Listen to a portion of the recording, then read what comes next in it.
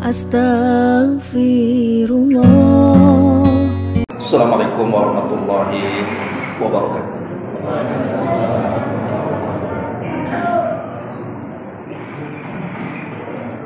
Innal hamdalillah nahmaduhu wa nasta'inuhu wa nastaghfiruh wa na'udzu billahi min shururi anfusina wa sayyiati a'malina. May yahdihillahu fala mudilla lahu wa man yudlil fala hadiya lahu.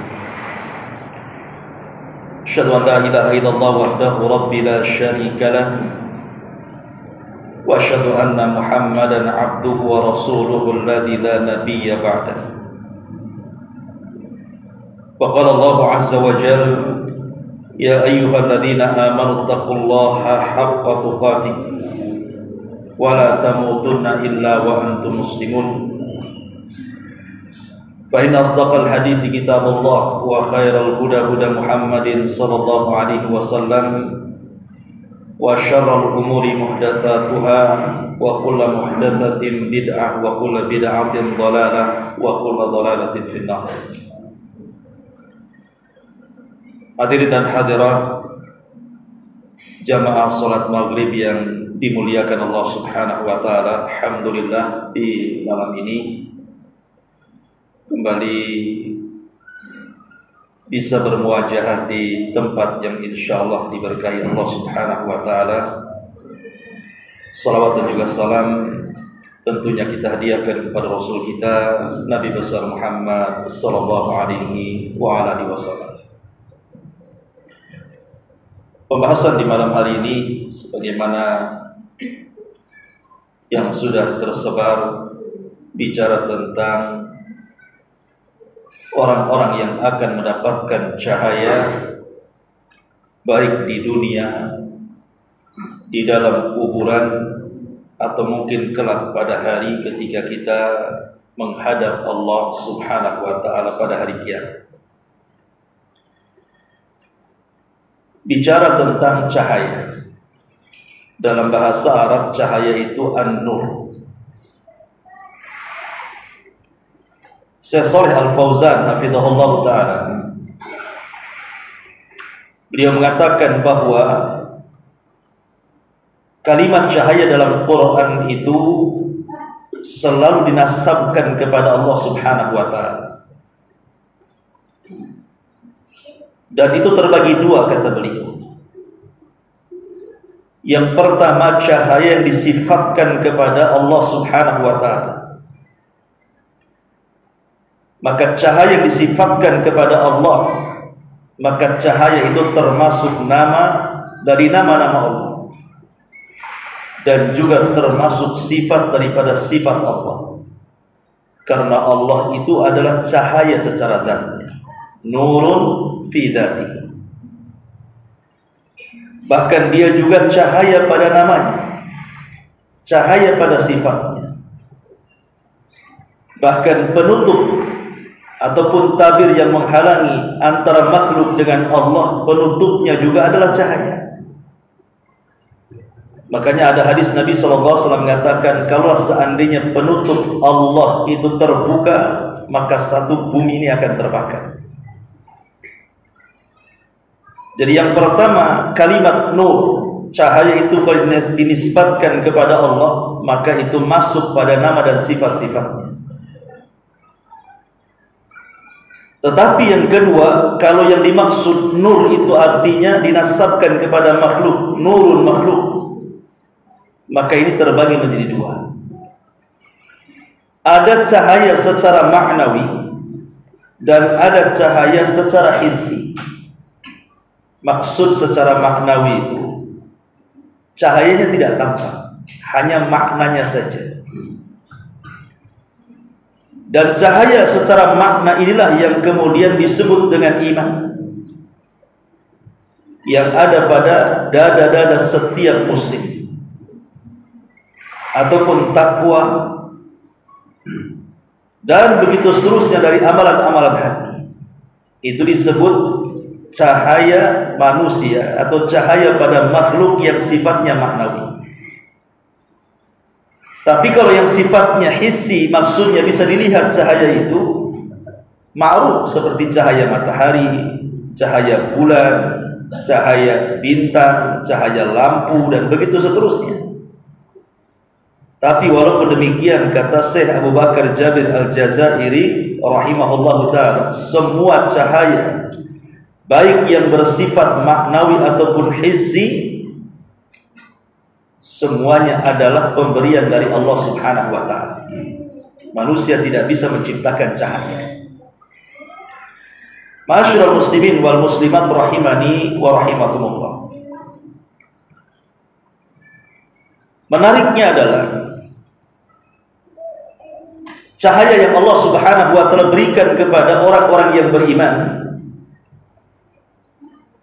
terkadang ditampakkan di dunia sebelum kematian, baik ditampakkan dalam hatinya, baik ditampakkan dalam wajahnya, baik ditampakkan dalam akhlaknya dan begitu seterusnya, atau kelak setelah kematiannya.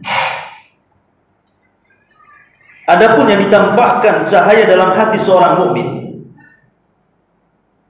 maka itu dilihat dari bagaimana orang itu mencintai Allah Subhanahu wa ta'ala, mengagungkan, dilihat dari banyak zikirnya, dilihat daripada menjauhnya dia dari maksiat kepada Allah Subhanahu wa ta'ala, atau dilihat dari banyaknya ketaatan dia, sebagaimana disebutkan oleh Al-Allamah As-Sa'di, guru daripada Syekh Utsaimin rahimahullahu ta'ala, pengarang tafsir Kalimur Rahman. Dia mengatakan, wa hadha an-nur alladhi yakunu fil qalbi huwa alladhi yamna'ul 'abdu min irtikabil fawahish.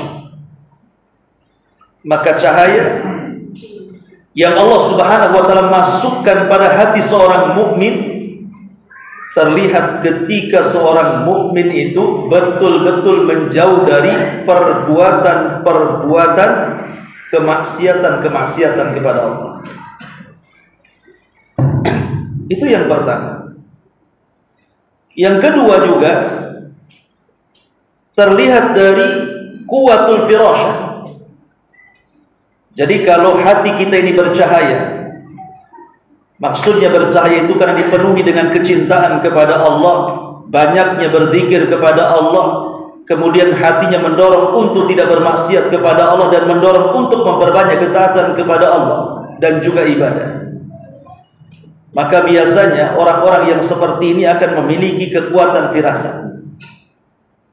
Kekuatan firasat. Maksudnya apa kekuatan firasat? Maksudnya orang kalau lebih dekat kepada Allah Subhanahu wa ta'ala, maka dia bisa menilai orang. Biasanya orang itu bisa menilai orang. Orang ini seperti ini, orang ini seperti itu. Ini karena firasat. Dan saya kira antum bisa rasakan ketika antum dulu sebelum hijrah mengenal sunnah, kemudian sekarang sudah hijrah mengenal sunnah, apalagi sudah lama mengaji, hadir di majelis ta'lim. Biasanya lihat orang saja kita sudah bisa nilai. Ini orang ini nampaknya ikut acara ini, gitu ya. Orang ini nampaknya baru tengok bajunya saja itu bukan orang kita. Langsung dia gini. Kok bisa? Dan biasanya benar pula dia ngomong gitu. Atau umpamanya ada orang yang bicara menyimpang dari Islam dengan hujah-hujahnya, kita bisa menilai ini nggak beres pendalilannya. Ini pasti salah ini. Nggak masuk di akal atau apa kan itu. Ini menyelisih sunnah dan begitu seterusnya. Padahal berdalil dia. Itu karena kekuatan firasat ya. Kalau hati itu sudah bercahaya, dipenuhi dengan iman, takwa dan yang semacamnya, maka Allah berikan kekuatan firasat sehingga kita bisa mempertahankan kebenaran. Dan ini luar biasa ya. Makanya mintalah cahaya kepada Allah Subhanahu wa ta'ala. Ma'asyiral muslimin wal muslimat rahimani wa rahimakumullah. Atau terkadang cahaya itu terlihat dari wajahnya. Abdullah bin Abbas radhiyallahu anhu mengatakan, "Inna lil hasanati diya'un fil wajhi." Kata Abdullah ibn Abbas radhiyallahu anhu mengatakan, sesungguhnya kebaikan-kebaikan yang dilakukan manusia itu terkadang terpancar cahaya di wajahnya. Bahkan Imam Nawawi, beliau mengatakan ketika memberikan catatan kepada kalimat as-salatu nur, salat itu cahaya. Apa kata Imam Nawawi? Beliau mengatakan kila ma'nahu annaha takunu nuran zahiran ala wajhi yaumal qiyamah wa yakunu fid dunya aidha ala wajhihi al-baha. Kata Imam Nawawi rahimahullahu taala, ketika Allah mengatakan salat itu adalah cahaya, jadi orang yang senantiasa menjaga salat maka akan diberikan cahaya pada wajahnya. Maksudnya kata Imam Nawawi, boleh jadi cahaya itu secara zahir nampak di wajahnya, tapi kelak pada hari kiamat. Tetapi tidak mustahil cahaya itu ditampakkan di dunia dengan kebersihan wajah. Karena orang sholat kan suka berwudu, apalagi dia rajin, bukan hanya sholat wajib, sholat sunnah, ya apa enggak bersih itu wajah dia. Makanya Al-Imam Ibnu Utsaimin rahimahullahu taala dia mengatakan, tajidulil ulama ar-rabbaniyyin nuran fi wujuhihim yakadu yakunu mahsusan atau ma'nawi. Kata Syekh Utsaimin rahimahullah taala mengatakan, terkadang engkau mendapatkan banyak para ulama yang mereka betul-betul ulama rabbani, ulama-ulama yang mentarbiyah umat, bukan ulama-ulama sultan yang hanya dekat dengan pemerintah kemudian menjerat pemerintah, atau ulama umat yang dakwahnya cenderung mengikuti umat saja, tapi betul-betul ulama rabbani yang mentarbiyah umat. Maka terkadang ditampakkan cahaya di wajahnya, hampir-hampir tampak di wajahnya, kata Syekh Utsaimin.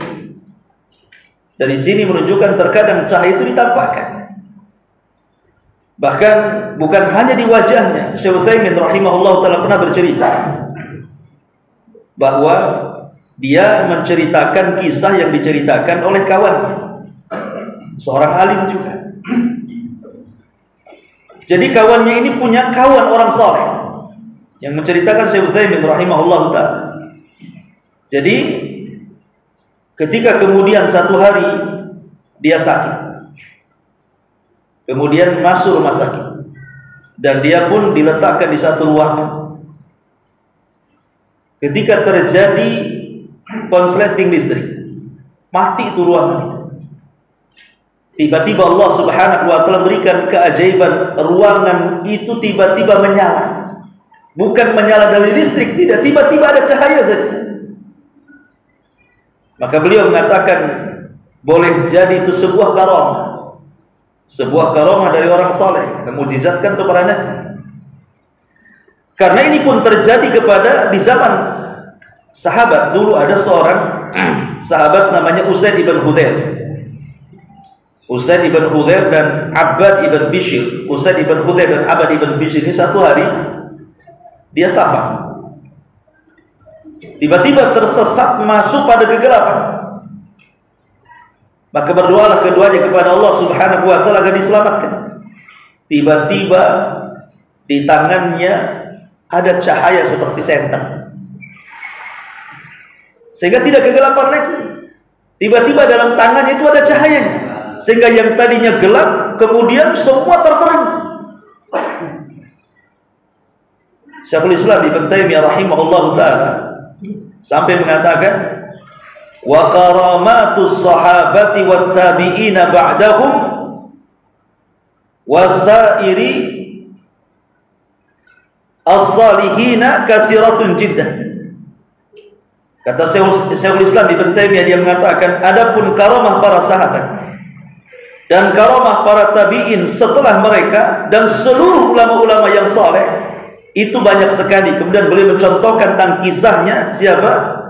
Usaid ibn Hudzair dan Abbad ibn Bishr yang ketika berjalan di tengah malam tiba-tiba di tangannya muncul cahaya. Dan itu terjadi kepada seorang sahabat namanya Tufail ibn Amr ad-Dawsi. Ada seorang sahabat namanya Tufail Ibn Amr Ad-Dawsi radhiyallahu anhu, yang di tangannya Abu Hurairah masuk Islam. Abu Hurairah masuk Islam itu di tangan Tufail Ibn Amr Ad-Dawsi. Dia seorang tokoh Daus. Ketika Tufail Ibn Amr Ad-Dawsi ini masuk Islam, kemudian berdakwah kepada kaumnya, tidak ada satupun kaumnya yang menerimanya. Akhirnya dia mengadu kepada Nabi SAW. Kemudian dia mengatakan, ya Rasul, berikanlah tanda-tanda kepadaku supaya kaumku mudah menerima dakwahku. Maka Rasul mengatakan, idhab fasayatika ayatun minallah. Kalau begitu pergilah, pulanglah kepada kaum, berdakwahlah di sana, akan datang tanda-tanda kuasa Allah kepadamu. Akhirnya di tengah jalan tiba-tiba ada cahaya di tangannya, di jidatnya. Awalnya di jidatnya dulu. Di sini ada cahaya. Antum tahu kayak lampu orang cari kodok tuh, taruh di sini, kayak cahaya seperti itu. Jadi dia mengatakan, ya Rabb, ini kalau kaumku tahu dahiku bercahaya, akan memfitnah mereka. Pindahkan ke yang lain ya Rabb. Akhirnya dipindahkan ke tangannya. Cahaya itu dipindahkan ke tangan. Jadi kalau gelap tinggal gini aja, center. Dia mengatakan, ya Rabb, kalau kaumku tahu bahwa cahaya tidak bisa dipadamkan dalam kedua tanganku, ini akan memfitnah mereka. Pindahkan ya Rabb. Akhirnya dipindahkan ke mulutnya. Kalau ngomong bersilau-silau. Dengan sebab itu kaumnya masuk Islam, termasuk Abu Hurairah radhiyallahu. Tufail Ibn Amr Ad-Dawsi, dan itu karamah. Tapi Syekhul Islam Ibn Taimiyah mengatakan, bukan berarti seorang wali dari wali-wali Allah yang diberikan karamah lebih mulia dibandingkan wali-wali Allah yang tidak diberikan karamah. Tidak. Sahabat banyak yang tidak diberikan karamah. Kemudian tabi'in ada juga yang diberikan karamah. Tapi apakah tabi'in yang diberikan karamah lebih mulia dibandingkan sahabat yang tidak diberikan karamah? Ya tidak bisa. Karena sepakat ulama, sahabat lebih mulia dibandingkan para tabi'in, mau punya karamah ataupun tidak. Ma'asyiral muslimin yang dimuliakan Allah Subhanahu wa taala. Jadi terkadang cahaya itu ditampakkan bukan hanya dalam badan kita, tapi di sekeliling kita. Itu di dunia dan di akhirat ataupun setelah kematian, ba'dal maut. Maka Syekh Utsaimin rahimahullahu taala mengatakan, wa nuran aidan fil qabri. Fa innal insana idza kana mu'minan ja'alana Allahu atau ja'alna minhum yufsah lahu fi qabrihi madda basarihi.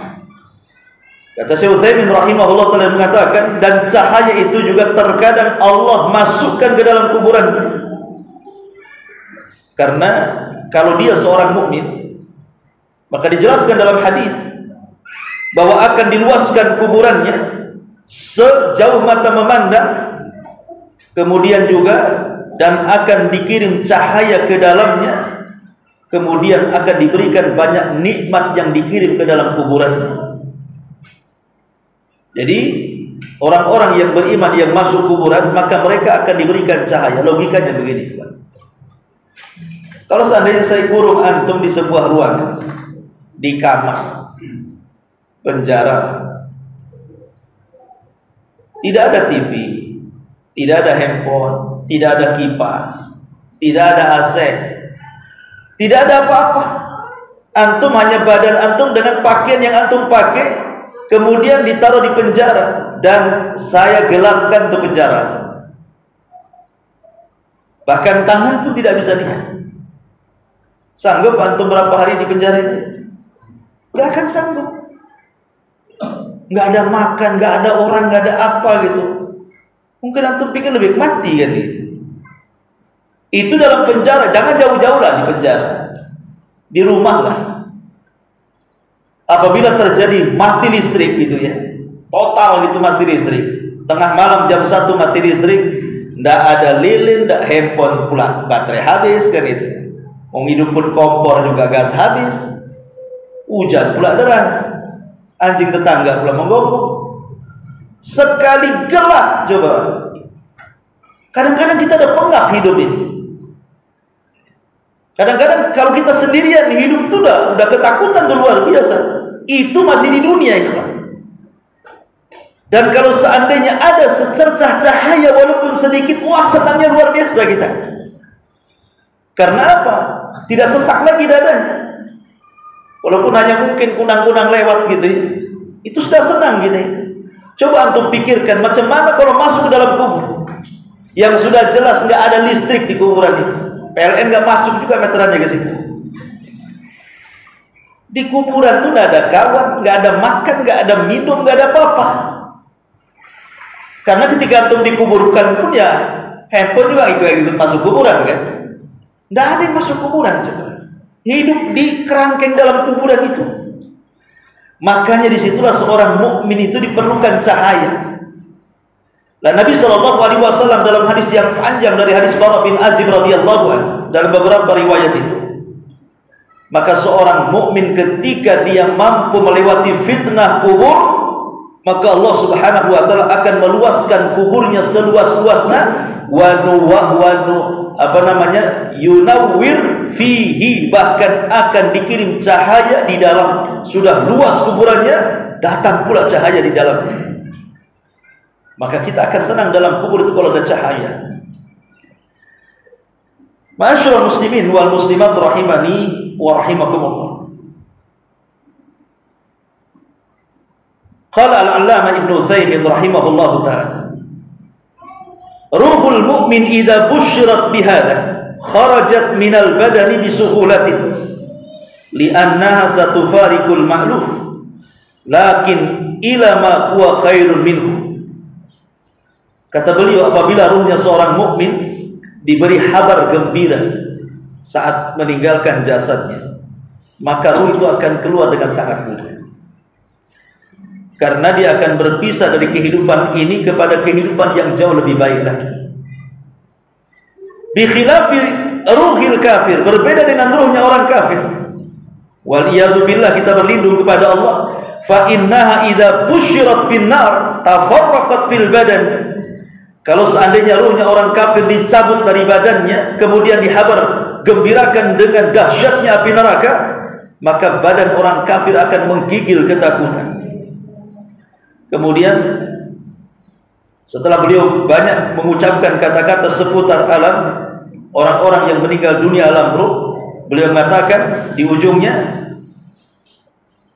annal malaikata nazalat binur lihadal mayyit. Kelak pada hari ketika orang sudah masuk ke dalam kuburan, kalau dia seorang mukmin, maka akan datang malaikat kemudian membawa cahaya dan akan menerangi kuburan. Jadi kuburan itu juga akan sampai, cahaya juga akan sampai ke kuburan setiap orang yang beriman. Bahkan kalau cerita pada hari kiamat, maka pada hari kiamat sudah jelas lah ya, maka akan terjadi kegelapan yang luar biasa. Antara jarak arasat tempat dia berkumpul atau disebut dengan padang mahsyar dengan titian itu terjadi kegelapan yang luar biasa. Dan di situ kita perlu cahaya untuk melangkah supaya mampu mendekati titian itu. Sebab kalau seandainya kita berjalan dalam kegelapan, bisa saja kemudian terjerambab ke dalam jahanam. Karena jembatan itu kan berada di atas jahanam masalahnya. Dan disitulah kita memerlukan cahaya. Makanya Allah Subhanahu wa taala mengatakan dalam surah Al-Hadid ayat 12 dan 13 itu, yauma taral mu'minina wal mu'minat yas'a nuruhum baina aydihim wa bi aymanihim bushrakumul yawma jannatin tajri min tahtiha al-anhar khalidina fiha dzalika huwal fawzul adzim. Yauma yaqulul munafiquna wal munafiqati lil ladzina amanu unzuruna naqtabis min nurikum qila irji'u wara'akum faltamisu nuran faduriba bainahum bisurin lahu babun batinuhu fihi rahmah wa zahiruhu min qibalihi al-'adzab. Allah Subhanahu wa taala mengatakan di sini, pada hari ketika kamu melihat orang-orang yang beriman, baik laki-laki atau perempuan itu, sedangkan cahaya mereka sangat bersinar di hadapan mereka dan di sebelah kanan mereka. Jadi orang-orang yang beriman akan diberikan cahaya di depannya. Cobalah kalau antum melangkah ke depan, otomatis kita perlu cahaya di depan kan. Makanya kalau kita naik mobil, naik motor kan cahayanya nyorot ke depan supaya kita bisa melangkah ke depan. Lah orang-orang yang beriman, kata Allah, cahaya dari depan itu sangat terang sekali. Kemudian sebelah kanannya juga sama. Kemudian Allah Subhanahu wa taala mengatakan, kemudian dikatakan kepada mereka, pada hari ini ada berita gembira untuk kalian, yaitu surga yang mengalir di bawahnya sungai-sungai yang kamu akan kekal di dalamnya. Itulah keberuntungan yang banyak. Pada hari ketika orang-orang munafik laki-laki dan perempuan berkata kepada orang-orang yang beriman, tunggulah kami supaya kami dapat mengambil sebagian cahaya dirimu. Orang munafik itu sebenarnya diberikan cahaya, tapi masalahnya cahayanya itu kadang bersinar, kadang padam. Jadi sudah kecil cahayanya, kadang nyala, kadang padam. Jadi kalau nyala dia berjalan, kalau padam dia diam. Itulah orang-orang munafik. Apabila kemudian padam cahayanya lewat orang yang beriman, maka orang munafik akan mencegat orang-orang beriman dan mengatakan, ungduruna naktabis min nurikum, tunggulah bawa aku dengan cahayamu gitu. Orang munafik di dunia bisa dia menipu Allah dan orang-orang yang beriman, tapi di akhirat mereka yang akan diprank oleh orang-orang yang beriman. Di dunia mereka ngeprank, mereka menipu, mereka yang akan tertipu. Al jaza'u min jinsil amal. Kata orang yang beriman, kalau begitu ambil tuh cahaya di belakang banyak katanya. Padahal di belakang tidak ada cahaya. Maka ketika orang munafik balik ke belakang, rupanya ada pintu. Nampak dari dalam itu cahaya, ini ada rahmat, ada cahaya. Padahal zahirnya itu adab. Kalau pintu dibuka itu langsung terjun ke jahanam. Ditipu sama orang yang beriman. Maka orang-orang munafik ketika mereka menipu orang-orang yang beriman di dunia, Allah tipu balik kelak di akhirat. Sebagaimana ketika orang-orang kafir mentertawakan kita di dunia, kalau kita yang mentertawakan mereka di akhirat. Mereka mentertawakan kita hanya sebatas umur dunia, ikhwan, tapi kita mentertawakan mereka selama-lamanya, karena kita tinggal di surga tidak akan ada matinya. Biarkan mereka mentertawakan kita. Seperti dulu ada yang viral, siapa? Pendeta siapa? Yang menghina sholat, menghina zakat. Siapa yang tahu yang viral? Ya wajar saja umat Islam itu ibadahnya berat, sholatnya sampai berjam-jam, sampai nekuk-nekuk kaki. Oh, zakatnya saja 2,5% katanya. Kami 10%, makanya ibadahnya duduk-duduk katanya. Wah, tertawa. Coba. Itu kan menghina namanya. Silahkan kalian tertawa. Di dunia kalian tertawa, silahkan. Tapi di akhirat balikan kita yang mentertawai kalian. Sebagaimana orang-orang munafik di dunia kalian menipu kita, Allah dan orang-orang yang beriman. Di akhirat kami tipu kalian di jembatan nanti. Ma'asyiral muslimin wal muslimat rahimani wa rahimakumullah. Tentu cahaya yang paling ajaib adalah di surga. Karena cahaya di surga itu tidak akan pernah padam. Ulama mengatakan, sebagaimana dinukilkan oleh Imam Al-Qurtubi rahimahullahu taala, dia mengatakan, laisa fil jannati lailun wala nahar. Di surga itu tidak ada siang, tidak ada malam. Tidak ada siang, tidak ada malam di sana. Wa innamahum fi nurin daimin abada. Tapi di surga itu mereka berada di atas cahaya dan terus cahaya yang abadi dan selama-lamanya. Tidak pernah gelap. Kemudian wa innama ya'rifuna miqdaral laili bi irkha'il hijabi wa ighlaqil abwab. Yang membedakan siang malam itu hanyalah gorden istana. Kalau ditutup gelap, kalau dibuka terang. Artinya di surga itu tidak ada siang, tidak ada malam, karena terang dari cahaya arsy Allah Subhanahu wa taala. Makanya kemudian ketika Allah Subhanahu wa taala berfirman dalam surah Maryam 63, walakum rizquhum fiha bukratan wa asyiyah, tilkal jannah allati nurithu min ibadina man kana taqiyya. Dan bagi mereka rizki mereka dalam sorga itu bukratan wa asiyya. Setiap saat, tidak pagi, tidak siang, tidak petang, tidak malam, rizki mereka melimpah. Artinya ini pun disyaratkan bahwa tidak ada siang, tidak ada malam, kata ulama tafsir. Dan mereka hanya diliputi dengan cahaya dan cahaya. Artinya tidak pernah padam. Ma'asyiral muslimin yang dimuliakan Allah Azza wa Jalla, karena memang di sorga tentu cahayanya juga akan disesuaikan dengan kenikmatan. Kalau di dunia matahari tidak tenggelam kan susah kita. Coba kalau seandainya matahari itu terbit terus, kapan untuk istirahat? Kan susah kalau diberi cahaya terus kan. Atau umpamanya digelapkan sampai kiamat, PLN mana yang sanggup menerangi bumi coba?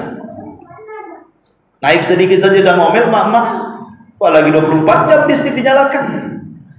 Ini kuasa Allah. Kalau di dunia kan berbeda kenikmatannya. Kenapa Allah jadikan ada siang, ada malam? Supaya tahulah kapan kerja, kapan istirahat. Tapi di sorga itu kan nggak ada kerjaan tuh. Nggak ada orang ke PT di sorga. Kerjanya ya semua kenikmatan. Tidak ada yang melelahkan. Nah ini namanya pembagian cahaya dan macam-macam cahaya. Ma'asyiral muslimin yang dimuliakan Allah Azza wa Jalla, maka dari uraian ini kita sangat berhajat kepada cahaya. Dan kita berlindung kepada Allah dari kegelapan. Di antara rahmat yang Allah Subhanahu wa taala anugerahkan kepada kita adalah dengan diutusnya seorang nabi kepada kita yang mengeluarkan kita dari kegelapan menuju cahaya. Ingat, cahaya yang terdapat dalam hati jauh lebih mulia dan lebih baik dibandingkan cahaya yang kita lihat hari ini dari bulan, bintang, matahari, atau lampu, atau yang semacamnya. Karena itulah yang membedakan antara orang yang beriman dan orang kafir. Kalau cahaya bulan, matahari, lampu ini bersyarikat, kita dengan orang kafir kan bersyarikat. Mereka juga dapat cahaya, kita juga dapat cahaya. Tapi cahaya hati ini tidak bisa bersyarikat. Cahaya hati ini hanya diberikan oleh Allah kepada orang-orang yang beriman. Makanya Allah Subhanahu wa taala mengatakan ketika berbicara tentang kisah Nabi Musa, Allah mengatakan wa laqad arsalna Musa bi ayatina an akhrij qaumaka minadh-dhulumati ila nur. Dan sungguh kami utus Musa dengan ayat-ayat kami agar keluar kepada kaummu dan mengeluarkan kaummu dari kegelapan menuju cahaya. Dan Allah juga mengatakan tentang Nabi kita Muhammad sallallahu alaihi wasallam, alif lam ra, kitabun anzalnahu ilaika litukhrijan nasa minadh-dhulumati ilan nur. Alif lam ra, Al-Quran adalah kitab yang kami turunkan kepadamu ya Muhammad untuk mengeluarkan manusia dari kegelapan menuju cahaya. Waktu ini muliakan Allah Subhanahu wa taala. Artinya bahwa Allah Subhanahu wa taala itu sangat ingin makhluk-makhluknya betul-betul mengejar cahaya, dan Allah akan berikan cahayanya. Tapi kegelapan itu akan menyusahkan siapapun. Dan hakikat kegelapan itu adalah kekufuran, kesyirikan. Makanya dijelaskan oleh Syekh Saleh Ibnu Abdul Aziz Ibn Muhammad Al-Syekh, Mufti Saudi Arabia. Dia mengatakan kegelapan dalam Quran itu ada 4 macam. Kegelapan yang disebutkan dalam Quran itu ada 4 macam, dan disebutkan juga obatnya. Pertama, zulumatus syirki, kegelapan disebabkan karena kesyirikan. Yang kedua, zulumatul jahli, kegelapan disebabkan karena kejahilan. Kemudian yang ketiga, zulumatul bid'ati, kegelapan dikarenakan sebuah perkara yang diada-adakan dalam agama. Kemudian yang terakhir, zulumatul hawa wal maksiyati wasyahwat, kegelapan disebabkan mengikuti hawa nafsu, maksiat, dan juga syahwat. Itulah kegelapan yang disebutkan dalam Quran. Adapun kegelapan dikarenakan kesyirikan manusia, obatnya adalah tauhid. Kalau kita ingin mendapatkan cahaya, maka bertauhidlah kepada Allah Subhanahu wa taala, karena tauhid ini bisa menerangi kegelapan syirik. Kemudian yang kedua, kegelapan, kebodohan, kejahilan, maka obatnya adalah belajar. Obatnya hanyalah ilmu. Makanya ketika Imam Nafi menasihati Imam Syafi'i, apa kata Imam Waqi, apa? Bukan Nafi, Imam Waqi. Kata Imam Waqi, annal ilma nur wa nurullahi la yuhdalil asi. Bahwa ilmu adalah cahaya, dan cahaya tidak mungkin masuk ke hati-hati orang-orang yang bermaksiat. Jadi kalau kita ingin mendapatkan cahaya dan menghilangkan kegelapan, setelah kita bertauhid kepada Allah Azza wa Jalla, tuntutlah ilmu, belajar ilmu, terus talabul ilmi. Karena dengan ilmu ini kita bisa memadamkan kegelapan kejahilan. Kemudian yang ketiga, al-bidah, perbuatan yang diada-adakan dalam agama. Ini pun menggelapkan, karena menjauhkan kita dari syariat. Jadi gelap jadinya. Maka cara meneranginya, ikutilah sunnah Nabi SAW. Kalau ingin dapat cahaya, ikuti sunnah, supaya bisa menerangi kegelapan bid'ah. Dan yang terakhir, kegelapan mengikuti hawa nafsu, maksiat, syahwat. Maka kalau ingin kita ini tercahayai dari kegelapan-kegelapan itu, obatnya hanya bertakwa kepada Allah Subhanahu wa taala. Kalau kita ingin terang, tidak gelap karena mengikuti hawa nafsu, maksiat dan syahwat, maka bertakwalah kepada Allah, tanamkan perasaan takut dengan Allah Subhanahu wa taala. Berarti di sini ada 3 poin untuk mencapai datangnya cahaya dalam kehidupan kita. Pertama, tauhid. Yang kedua, ilmu. Yang ketiga, ittiba'us sunnah, mengikuti sunnah Rasul. Kemudian yang keempat, bertakwa dan takut kepada Allah Subhanahu wa ta'ala. Kalau kita mendapatkan 4 perkara ini, maka Allah akan kirim cahaya ke dalam kehidupan kita. Ma'asyiral muslimin yang dimuliakan Allah Subhanahu wa ta'ala, karena kegelapan ini logika saja, ikhwan. Kalau antum pulang dari sini, mau jalan kaki, mau naik mobil, mau diantar orang, jangan ada lampu di jalan. Kira-kira sampai nggak ke rumah? Nggak akan sampai. Boleh jadi antum nabrak tiang, nabrak macam-macam, ditabrak. Nggak akan sampai. Nggak akan sampai di rumah. Kalau tidak ada cahaya sedikit pun mau pulang dari sini, nggak akan sampai itu, nabrak-nabrak tuh. Kecuali masih ada remang-remang, masih ada cahaya lah remang-remang tuh. Namanya tidak ada cahaya itu, yang nampak ini aja nggak bisa nampak gitu. Itu logika loh. Jalan kaki dari sini ke rumah, kalau seandainya tidak ada cahaya, nggak akan sampai itu. Boleh jadi mati di jalan, kita masuk jurang. Macam mana kalau urusan dunia saja kita tidak akan sampai ke rumah? Ini urusan surga. Kalau seandainya kita mau jalan ke surga, kemudian jalannya gelap, macam mana akan sampai di surga itu? Makanya dibutuhkan 4 perkara ini kalau ingin masuk surga itu. Karena masuk surga itu perlu cahaya.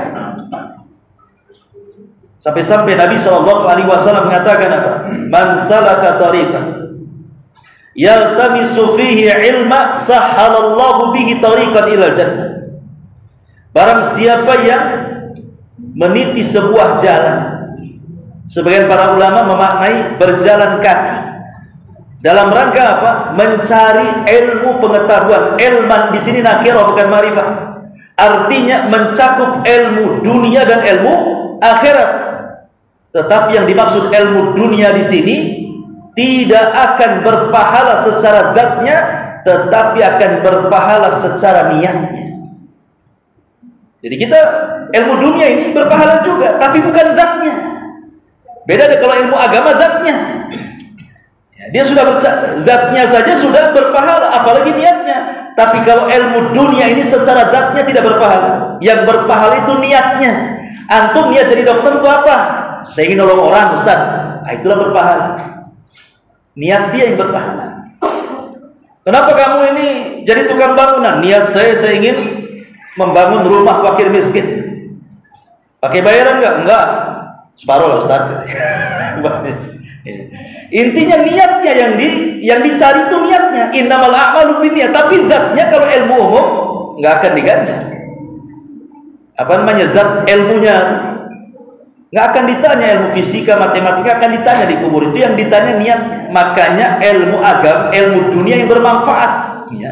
Kalau ilmu akhirat sudah jelas lah. Tetapi hadis ini mengatakan barang siapa yang berjalan mencari ilmu baik dunia yang bermanfaat untuk hidupnya dan juga agamanya, ataupun ilmu akhirat, dan ini yang banyak ditafsirkan para ulama, sahhalallahu lahu tariqan ilal jannah, maka Allah akan mudahkan jalan dia menuju surga. Para ulama mengatakan maksudnya dimudahkan itu apa di sini? Dimaksud dimudahkan karena dia akan diberikan dua cahaya. Pertama, cahaya hidayah. Cahaya hidayah di dunia berupa dimudahkan untuk melakukan amal saleh. Dengan ilmunya dimudahkan untuk mengamalkan. Dan di akhirat diberikan cahaya dan dihantarkan dia langsung ke surga. Itulah kenapa Allah Rasul mengatakan sahhalallahu lahu tariqan ilal jannah. Jadi cahaya itu sangat penting dalam kehidupan kita. Dan kalimat man salaka tariqan, man salaka tariqan, barang siapa yang mencari jalan mencari ilmu ini kan kemana-mana ya, tidak harus ke majelis taklim, tapi kan sebaik-baik mencari ilmu itu ada di majelis taklim. Bahkan sebaik-baik mencari ilmu itu di masjid ya. Karena ada hadis yang mengatakan majtama qaumun fi baitin min buyutillah, tidaklah sebuah kaum berkumpul di rumah-rumah Allah. Maksud rumah Allah apa di sini? Masjid. Kemudian yaqra'una kitaballah wa yatadarasunahu, mereka membaca Al-Quran dan mempelajarinya, kecuali akan turun ketenangan, rahmat, malaikat akan mengepakkan sayapnya, nama kita pernah disebut-sebut di langit, dan dosa-dosa kita akan diampuni. Maka sebaik-baik thalabul ilmiah di masjid. Bukan berarti kemudian kalau buat majelis taklim di rumah atau di mana tidak boleh, tidak.